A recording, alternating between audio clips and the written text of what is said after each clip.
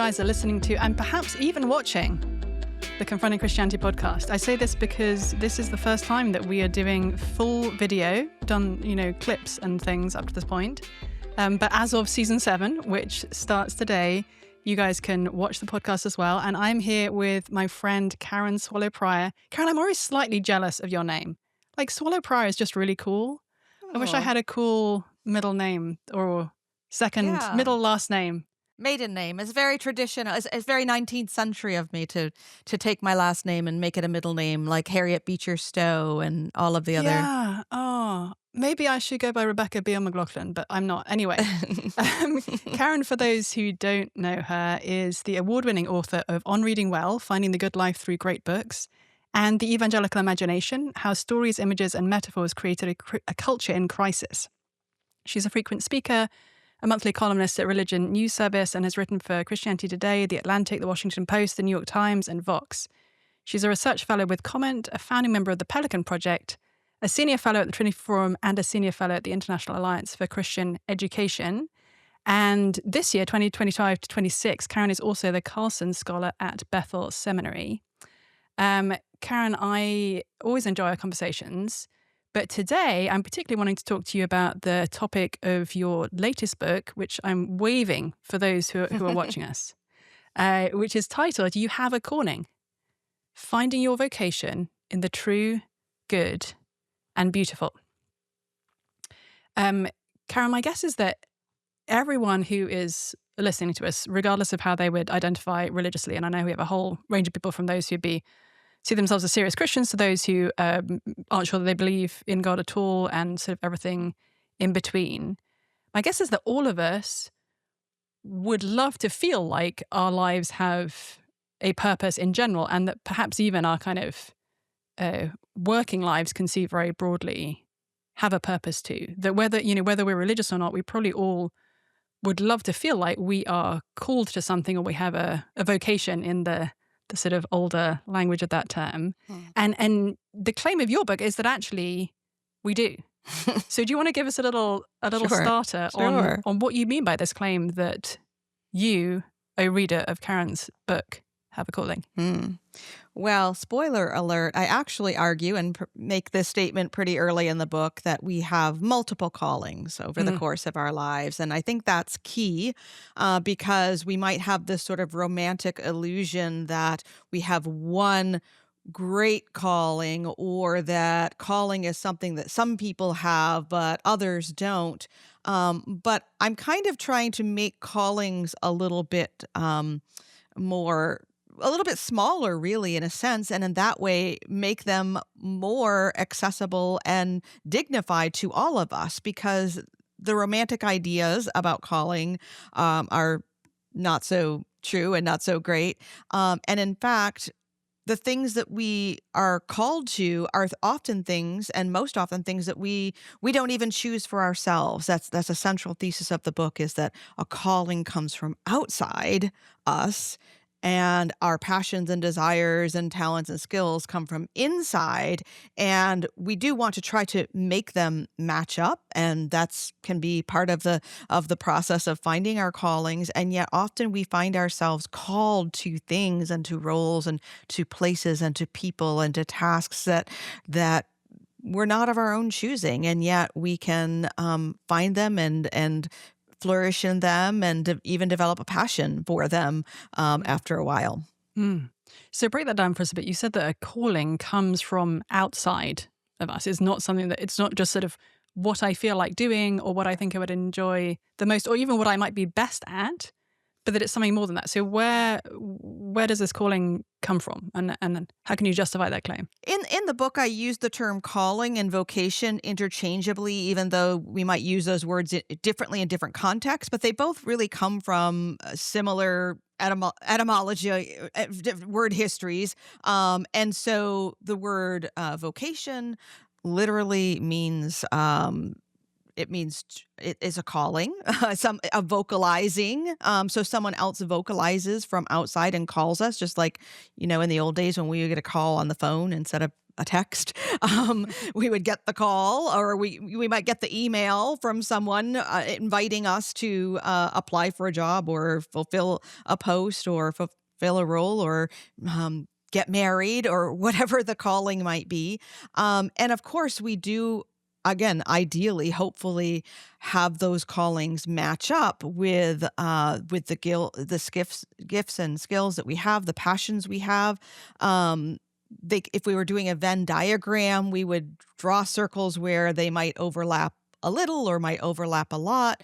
But calling comes from outside, and we have to use wisdom in answering the call, and our passions maybe as guides to whether we should or shouldn't answer the call. But some of the most important callings that we have in life are ones that we don't necessarily choose, such as being a daughter or son to the parents that we are born to or raised by, or being a sibling to our brothers and sisters, being a friend to the people that we encounter in our lives, or being a neighbor to those that we live near. These are actually all callings. They're not all the same. They're not all of the greatest magnitude, but they are things that we are called to from outside of ourselves. Mm. So my guess is, Karen, you and I both as people who believe not only in sort of a generic idea of a God who made us, but in the very sort of specific idea of who God is revealed in the Bible and particularly in the person of Jesus Christ, that we would say calling comes from God fundamentally. Right. And I love your reflections sort of as we're thinking about calling here. One of the things that's come to mind for me is the Apostle Paul's strange calling in the New Testament book of Acts, where, this guy who is initially completely opposed to Christianity, to where he's like actively hunting down Christians to get them arrested and dragged off to prison, even executed, is confronted with Jesus, who turns his life around and then says something along the lines of, I'm going to show Paul how much he must suffer for my name. Like Paul has a very specific calling from God, which is to go and sort of spread the message of Jesus way beyond the Jewish people. But it seems like it's in some ways an undesirable calling because it comes with a whole bunch of suffering. I'm curious whether that, is just sort of unique to Paul as like one particular figure in the Bible story, or whether there's something in there that kind of touches on some of the pieces of calling for all Christians, and the sort of whole idea of calling from a Christian perspective. Yeah, that's a great example to start out with, because as I say in the book, I have no formulas. I have no 6 steps to finding your calling and fulfilling it. There is no such thing, because we're all so unique, uniquely made, uniquely created, and in unique spaces and places in the world. But sometimes it can look something like what Paul went through. Obviously, he didn't choose this calling and this life of suffering that followed it, and the calling was really the opposite of the direction that he was headed in his life. And sometimes that can happen for us. I mean, there are things I have said in various contexts over the years that some of the things that I have engaged in and am passionate about, I think the last time I was on this podcast with you, we were talking about abortion and the pro-life movement, which I've been part of for many years.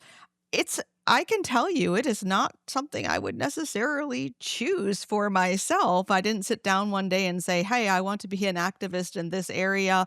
And I feel, a rational reason for it, even though I do. It really is not something that I think necessarily meshes with my personality and my interests.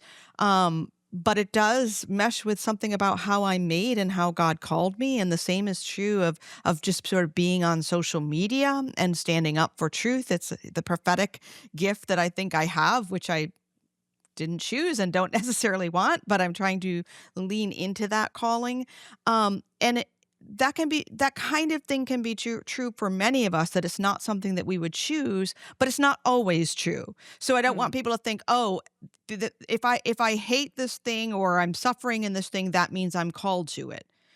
It's not a formula like that, but again, we can look at all of these different kinds of examples and see a little bit more clearly how calling can work in different and mysterious ways.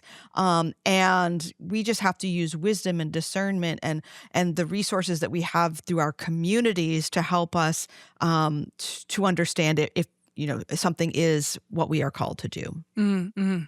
Yeah, it's interesting. Even as you're talking, I'm sort of scrolling through other biblical examples of people who are very specifically called by God and who basically say, I think you've got this wrong. Like, please send somebody else. Yes, Whether yes. it's Moses in the book of Exodus, who, when God sort of says, I'm sending you to rescue my people from Egypt, Moses is like, listen, you don't understand. I'm terrible at speaking. Like, this is not something I'd be good at all. Surely you can find some, this sort of whole negotiation Moses goes through trying to convince God that really he should pick somebody else. Or the Old Testament prophet Jonah, who, when God called him to go and preach to a bunch of pagans in a place he didn't want God to be merciful to, just got up and went the opposite direction. Like, it wasn't even, he didn't even just sort of have the conversation initially. He just flat disobeyed. Right. And that certainly, I think within the Christian framework, there is space for that idea of like, oh, you could be quite specifically called to something that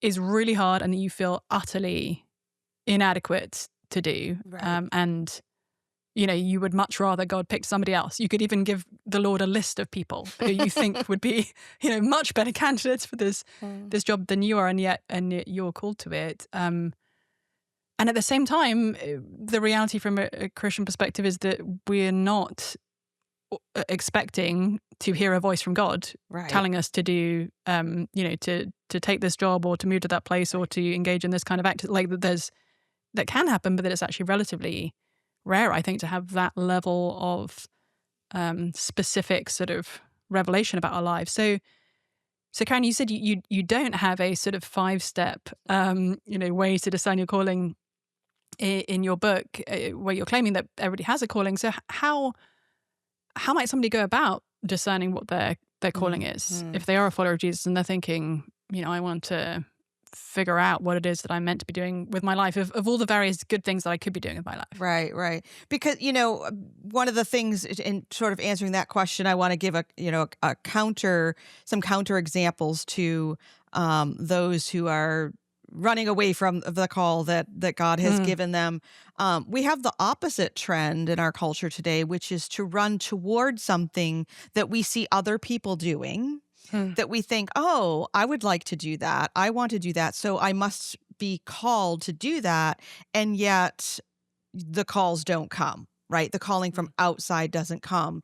And so we can ping pong back and forth between the examples that we have in front of us of oh, I must be called to do this because God is punishing me, or I must be called to do this because I see this person on social media doing this thing and that looks fun and cool and I would like to have that life as well.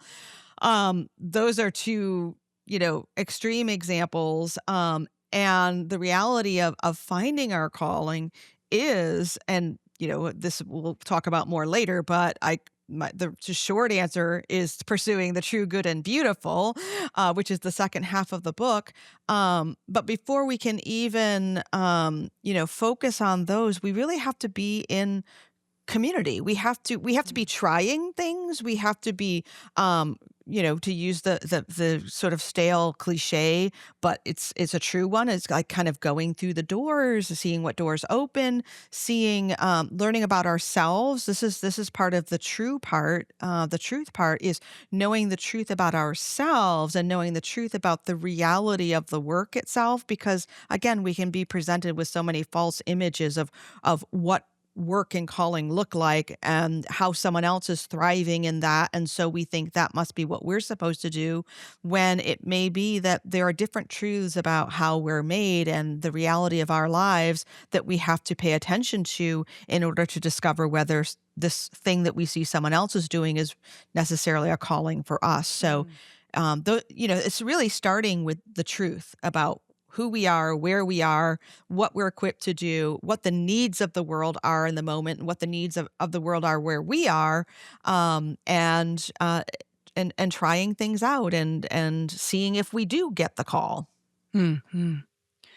One of the things that's always sort of lingered in my mind from reading through the gospel accounts of Jesus's life and the conversations that he has with his disciples is how often Jesus has to remind them that the way that human beings instinctively think about power, status, prestige, the kinds of things that we might aspire to have in the sort of worldly sense are actually not the things that followers of Jesus should be pursuing. And I'm sort of thinking about that in relation to this idea of calling and how it's easy to see people who maybe, have a public ministry or a famous for their expertise or for their talents or for their sort of sporting prowess or whatever, and it's sort of everybody wanting to be that thing. Mm-hmm. And how Jesus, he has to sit down his disciples who've just really embarrassingly been arguing about which of them is the greatest, and explain to them that in his kingdom, the people at the very bottom are in fact the most, you should be sort of scrambling to the bottom rather than scrambling to the top, because even Jesus didn't come to be served but to serve and to give his life as a ransom for many. And I'm curious for your thoughts on how that sort of upside down view of status and what God values, how that informs a genuinely Christian sort of understanding of calling and vocation versus one that's sort of maybe, we're going to put a little Christian sprinkle over the top of it, but it's fundamentally exactly what anybody else who doesn't know the call of Jesus might aspire to, in some sort of public role or earning a lot of money or having things that will gain you status in the eyes of other people.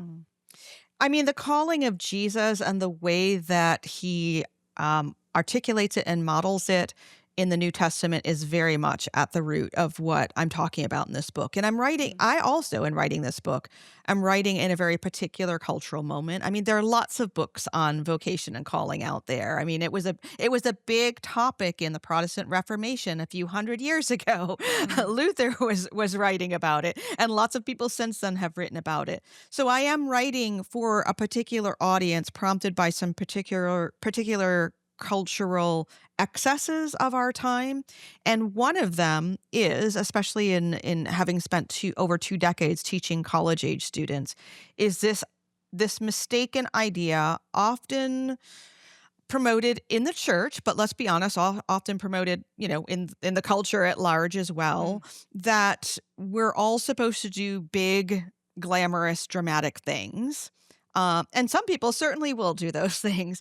But there's a sense that I have gained from having countless conversations with not just younger people, but older people too, that if they have not been doing big, glamorous, world-changing things, like on the surface world-changing, then they have failed and they haven't found their calling.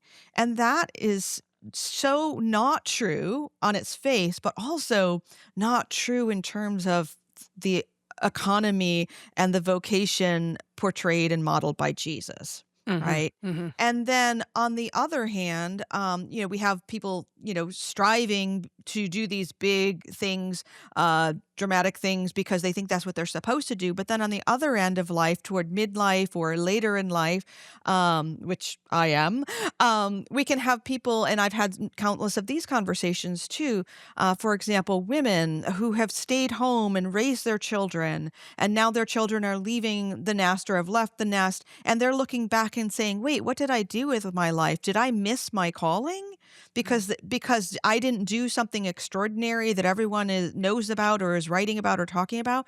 And that is a lie from the pit of hell as well, that someone who has spent their life doing faithful, ordinary things in the life, nurturing the lives of children or the lives of spouses or family members, that is a great calling. Their calling can take so many different forms. But we live in a culture, in a particular moment in which, because we're inundated with images from social media and headlines and news, that we think the splashier something is, or the more headlines it grabs, or the more YouTube views it gets or clicks it gets, the greater it is. And that is just not true about calling at all. And that's one of the great truths that I wanted to communicate in this book. Yeah, no, I think that's absolutely spot on, and that especially in our particular kind of corner of the modern world, that I Right. think we're all raised with this idea, and we're raising the next generation with this idea that your life needs to be something worth a Wikipedia page at least, sort of something that's going to sort of stand out from the masses of others in a way that's not particularly well aligned with the vision that Jesus has. I'm curious as a sort of side note there, and you and I obviously both women who've been kind of navigating what it means to have a calling, as somebody who's female, which is going to have some different inflections than our brothers in Christ. And I'm curious for your thoughts on like the overcorrection that can happen in the other way of people saying, oh, well, if you are a wife and mother, that is your sole call, that's your entire calling. And, once you've raised your children, if you have them, then you can just sort of put your feet up, watch TV for the rest of your life because, job done. Like your kind of Christian mission is accomplished. And now is the time to sort of wait until you die, essentially, sort of in a comfortable way. I'm guessing that you, like me, don't think that that's the call of the Bible either. But I'm sort of curious for your thoughts on how to reframe that overcorrection. Yeah, and it's good to frame it as an overcorrection because it is that, and those roles that we have in family. Again, our choices are involved in them most of the time or some of the time, but the example that I use in the book is, yes, I am married, and I love being married, but I always wanted children and did not have them. So that was not a calling that I had. And we have so many single brothers and sisters who want to be married and just have not received the call to be married. And so there is no cookie cutter formula. Those roles that we have in families or outside of families, they are callings, but they are not our only ones. That's why I emphasize that we have multiple callings. And so there is dignity and value in anything that God calls us to. But those seasons will usually end. Few callings last for our entire lifetime. Some do. And so if we take our identity in any one of those callings, such as being a mother or father, and then which of course lasts, but then that role shifts as children grow up. That doesn't mean that we don't have other callings. And I think that's the important thing to understand about callings is that there is not just one, and that way we are not putting all of our identity in one, and then, as you said, kicking up our feet and resting on our laurels when that one's over with. Yeah. I was so encouraged a few months ago. I was speaking at a church, and an older couple came up to chat with me afterwards. I think they were sort of in their early 70s. And they said that in the last several years, they had started a ministry to prisoners in their city.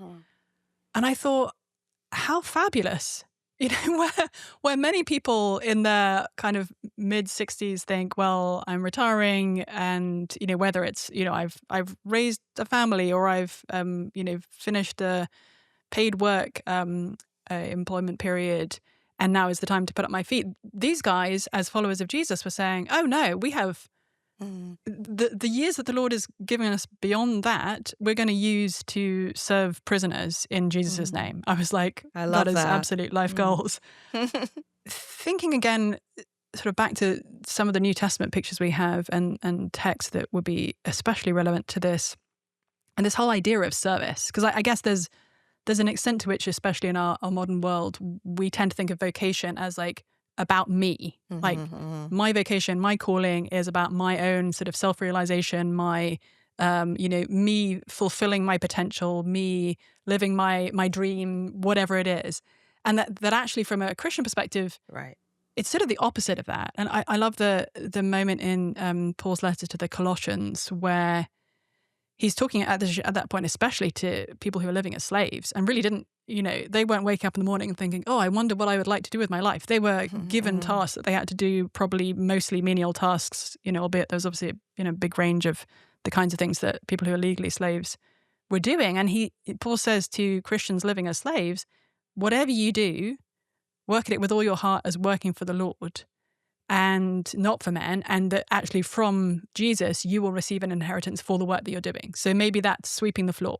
Maybe that's going out and buying food for the person you're working for. Like all these very basic tasks, doing the laundry, whatever it is, that if we're followers of Jesus, we're to see the work that we've been given as an opportunity for serving others and as the kind of overarching category for actually serving Jesus, even if it doesn't look like, even if it looks like something exceedingly basic and unglamorous. I'm curious how that also shapes our thinking about calling if we are followers of Jesus, or if we're kind of curious about what Christianity has to say on this front.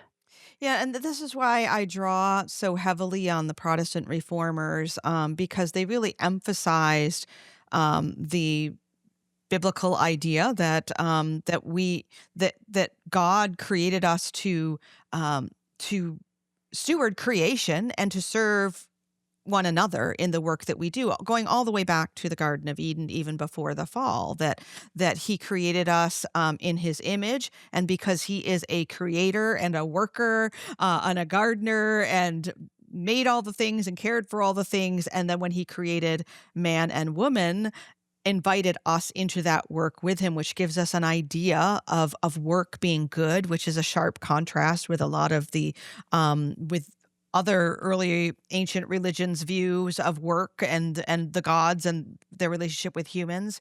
And then, God could have continued to, he could have perpetuated the human race in some way other than requiring the efforts of male and female. He could have provided manna as food for us every day, the way he did for a period in the Old Testament. He could have provided for us any number of ways, but he chose to have humans partake in the provision for one another. And that is why the work that we do to provide food, to build homes, to drive trucks down the road, and to raise children and to teach one another, all of those efforts are examples of what it means to work and uphold the image of God in doing that work. And so the Protestant reformers said vocation is not limited to just simply the ministry inside the church, the sacred realm. Vocation also is in the work that we do outside the church. So they, emphasize the lack of a distinction between sacred and secular in our work, that any vocation that is honoring of God is a holy vocation, whether it's in the church or outside the church. And so that means that we are in our work serving our neighbor. And that's why we have to, again, I keep going back to this, we have to look at where we are, where God has placed us in time and history and geography. I might have made a great shepherdess, thousands of years ago, right?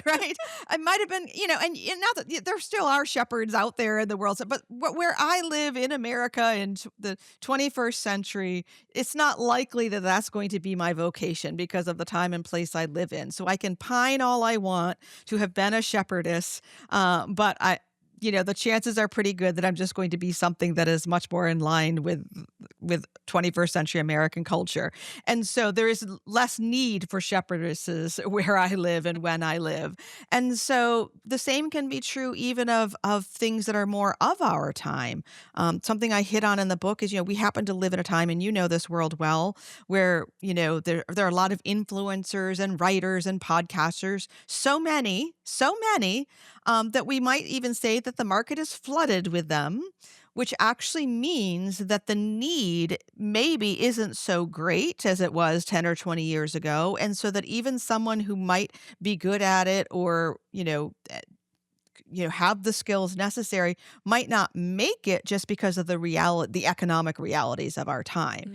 And so, again, there's so much in flux that the particular gifts that we have, the particular desires and passions that we have, may or may not fill a need in our particular time and place. And if they don't, then we have other ways that we can serve and offer. And that's where we need to keep that discernment process and keep listening for that call to take place. Mm-hmm. Yeah, I think that's absolutely right. The church that I went to in the sort of 7 years that I was a student, kind of undergrad, master's, PhD, I just stayed in the same place, went to the same college, played for the same soccer team, and went to the same church for 7 years, and it was great. And one of the things that was emphasized to us at that church, and it was the sort of church where there are a lot of people who sort of were doing well academically and maybe thought they were destined for great things. You know, that was sort of the demographic of much of the church. And one of the emphases of that church was to say, hey, rather than sitting around and thinking, what would be glorious for me to do, why don't you look around and think, what's the need? Mm-hmm. Like, who needs to be taken care of around here? And how could I serve that? You know, maybe if it's in terms of how you might serve, like in the local body of a church, it's less, oh, well, I think I'm particularly gifted when it comes to singing. And so I would love to be on the stage singing, even though there are, 25 other people who are also great at that. And I really don't feel like I'm called to running the slides or sweeping the floor or, serving in the children's ministry, something that might be kind of less visible. And from a Christian perspective, it's like, well, if there's a need and you can do it, like, Right. Can you sweep the floor? Yeah. Can you hold a baby? Sure. Like, if there are things that you can do, even if they're not necessarily kind of maximizing your unique and individual gifts, then that might be in fact what you're called to do in that situation, in that season, rather than the thing that you think would be most fun or most glamorous or even most sort of utilizing of your unique gifts. I think there's something, at least I find, incredibly kind of freeing about being a Christian, which is that at the end of the day, if my professional life or yours amounts to nothing, it really doesn't matter. Right. Because if Jesus loved you and me enough to die for us, and he has promised us eternity with him, nothing else is going to matter. Like, no pitiful achievement that we could have come up with is going to hold a candle to the glory that's going to be revealed when Jesus comes back. And yet at the same time, he gives us meaning and purpose in all the things that we do, whether they are great or small. And so right, exactly. Right. And so it's win-win. Yes. Yeah. And that some of the most basic things can actually be the most meaningful things, whether it's practicing hospitality, just like inviting people over and cooking a meal, even if you're not a great cook, which I'm not, or whether it's sitting down and reading a story to a child, whether they're your biological child or somebody else's, that you're able to share that very sort of basic gift of love, or whether it's chatting with an elderly person and hearing some of their life stories and being able to learn from them and recognize them as somebody who still has a kind of contribution to make in the community. There are kind of beautiful things that we can be doing every single day. One of my favorite stories that I tell in the book is of Jennifer Wiseman, who is an astronaut who works on the Hubble's telescope and just has literally discovered new stars or something. I'm not a scientist. I don't know, but she's basically an astronaut. And I had a conversation with her one time at a conference, and what she was so passionate about and told me what she felt was one of her callings through her whole life had nothing to do with the Hubble telescope or discovering stars and taking pictures of the cosmos, but that she feels called to take care of animals, to make animals happy. And she doesn't even have any pets at this point in her life. She grew up on a farm, but she said if she feels called, if she sees, a caterpillar in the road, to pick it up and put it in a safe place, that is her calling, to care for creation in that way. And how humble and small is that? And yet that's the thing she was so passionate about, that she felt was a calling she has. And that's because of her, because she is a Christian who believes in the goodness of God's creation and our role in caring for it, whether it's, working a telescope or taking care of a caterpillar. And that's the kind of meaning and purpose that we can understand when we see the world through the eyes of image bearers of the God who created the world. Yeah, interesting. Yeah, one of my favorite thing about Jennifer Wiseman is that she has the last name Wiseman and that she looks at stars, which, if you, if you're a reader of the Gospels, it's like the wise men came from the east, having followed the stars to Jesus. It's like a wonderful case. I wrote about her and never even thought about that. That's hilarious. That's great. It's I love it. Nominative determinism. It's like you should either be studying birds or swallowing them one way or another. Well, yeah, and sometimes sort of figuring out what you're called to do can be a humbling experience. This is a really silly example, but it just comes to mind. When I was a school child, like I was probably 14 or 15, I've always been really bad at swimming. It's one of the few things my husband and I have in common. We're both terrible at swimming. And one time my class, there was going to be like a swimming contest between my class and like the 3 other classes of the same age. And the girl who was organizing the swim team from my class had put out a sort of call saying, hey, we don't have enough people for this particular race. And I said, listen, I'm terrible at swimming, but like I can be a warm body in the pool. Like I'll swim the race. And so I did. And I did so badly. Like I probably, it wasn't even close. I was like so far behind everybody else that I was like last. And afterwards, I remember going up to her and saying, do you want me for the next race? And she was like, no, we found somebody else. And sometimes I think our figuring out what we're called to will kind of look like that. We see a need. We say, I could do that. Like, I'll give it a go. I'm happy. Like, I'm happy to do it, even though it's not necessarily the most aligned with my gifts and skills. And we might well discover in the process, or others around us might discern that we're really not good at that. Like, maybe somebody else is called to that, and that somebody else will see quite how badly we're doing it, and therefore will be motivated to step in and do it instead. I know that's sometimes been my role in life, to do something not as well. My sister-in-law will one day, I think, be a novelist, because she's actually really good at writing.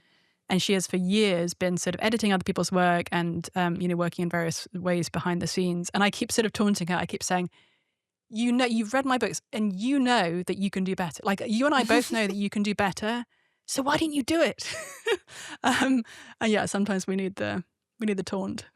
Well, and that's why calling really occurs in community, because we live in time and place and in community, and the needs change and our counterparts change. There could be, as you said, someone else who can do something better than you can, and by trying it and failing, that discovery is made not only for you, but for that other person as well. And so we have a role in helping other people find their callings as well. And that's a point I emphasize in the book, is like, we actually need to be proactive in speaking into other people's lives when we see that they are good at something, and that they can do something that maybe that they didn't realize that they could do. I've had that in my own life, and it's made all the difference. And so we should be doing that for others as well, helping them to find their callings by affirming what we see that they can do that they may not even recognize for themselves.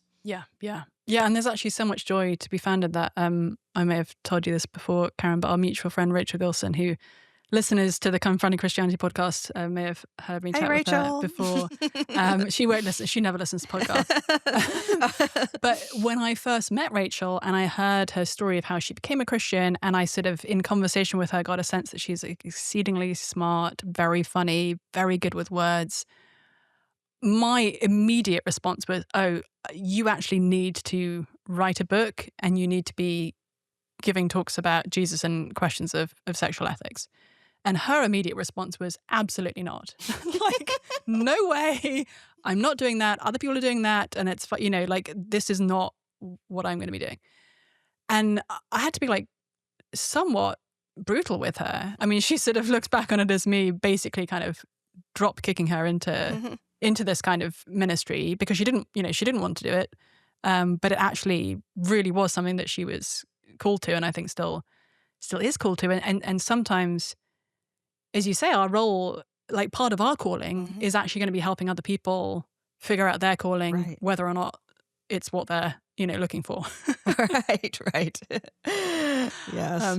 Fielding the team. Yeah. When I used to play soccer in England, I sort of managed the defense for the team, which meant me kind of shouting at people a lot, telling them where to go.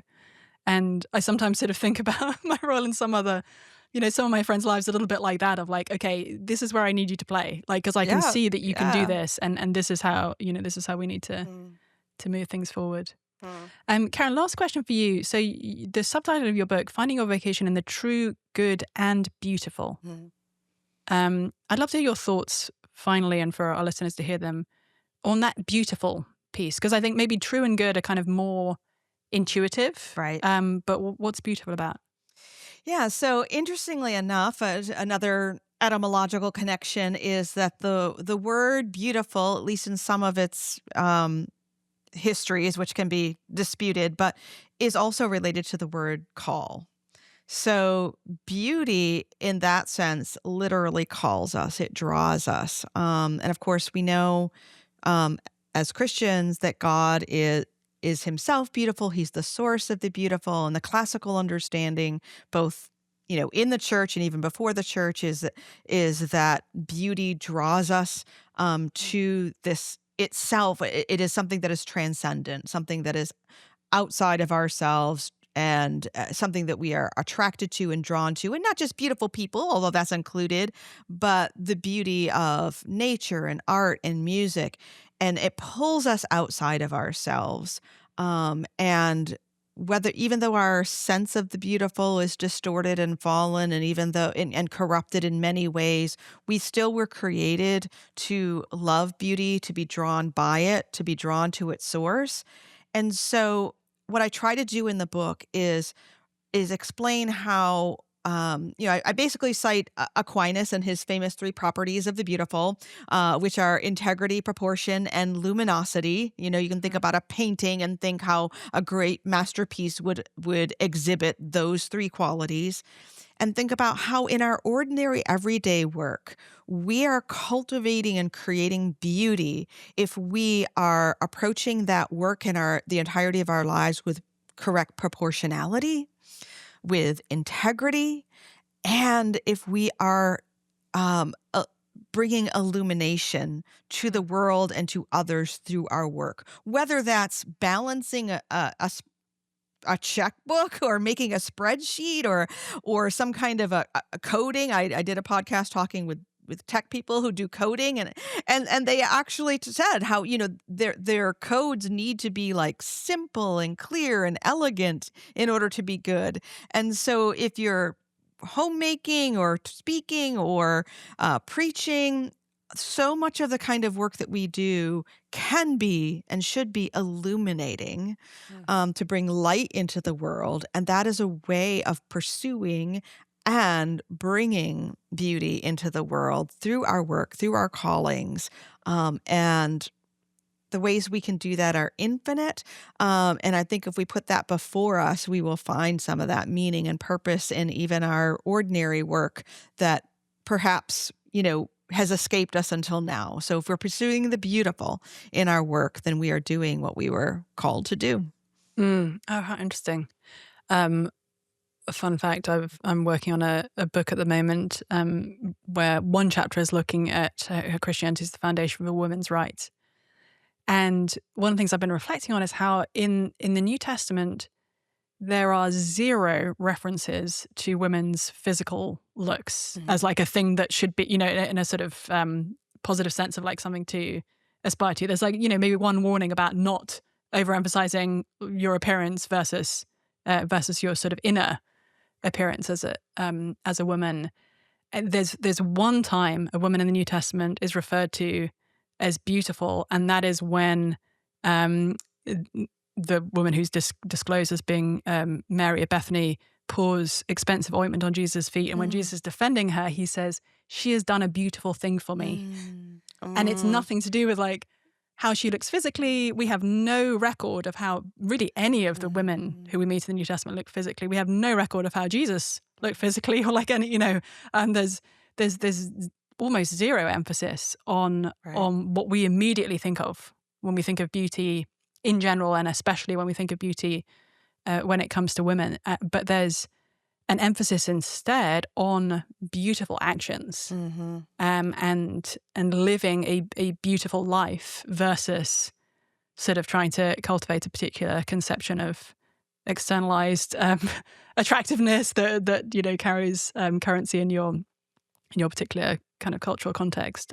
Which is not to say it's something bad about physical beauty, but that from a Christian perspective, there's something sort of so much richer and deeper about this whole concept of beauty than what we might immediately think about. Right. Spiritual and moral beauty. And so many of the words, even in the Old Testament, when that talk about goodness are also mean beauty, like that they were not separate. Moral goodness and aesthetic beauty were essentially the same thing, according. And I cite one scholar who talks about that in my chapter on beauty, that you are, in God's economy, something cannot be aesthetically pleasing without also being morally good, and vice versa. Well, thank you so much for joining me, Karen. You guys can grab a copy of Karen's book, You Have a Calling, Finding Your Vocation in the True, Good and Beautiful, online, anywhere, or in a physical bookshop, anywhere you would buy your books. You guys have been listening to the Confronting Christianity podcast. You can follow us on X or Instagram. You can subscribe to receive newsletters by going to RebeccaMcLaughlin.org. You can subscribe to the YouTube channel, very excitingly, new and fresh, if you feel so inclined. And between now and the next time I speak into your earphones, or you see me and the face of a friend of mine talking on a screen, I hope that you have a week where you think deeply about what you're called to do, not just on the large canvas of your entire life, but what you might be called to do today, this week, this month, this year. And if you're a follower of Jesus, that it would be something that brings glory to Jesus rather than primarily to yourself. And if you're not a follower of Jesus yet, that you would seek your purpose and your meaning and your vocation in finally coming face to face with the Son of God, who loved you so much that he died for you.